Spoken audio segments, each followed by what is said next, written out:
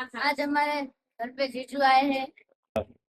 Hello भाई आ कई बनावे है કૃતર હું બનાવો ભાઈ દમ આલુ દમાલુ ઈ કેવું હોય ઓલી દમાલુ તારા જેવો મારા આ હું ભાઈ તમે હું બનાવો બે જણ એ તો આપણને બધાને બનાવે હા ઓ ભી સહી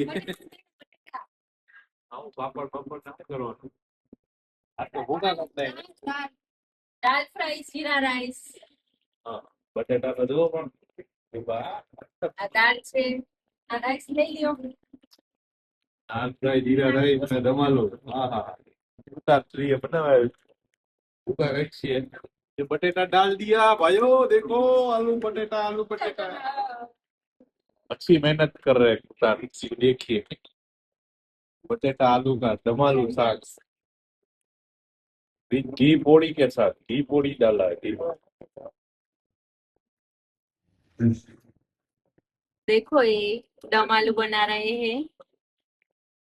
मजा आ रहा है अब यही करना है। रोटी हेलो ये सुनो आज हमारा तरफ से खाना बन रहा है मैं तो अभी पेडी हो गया वाह हाथ तो गई सीरो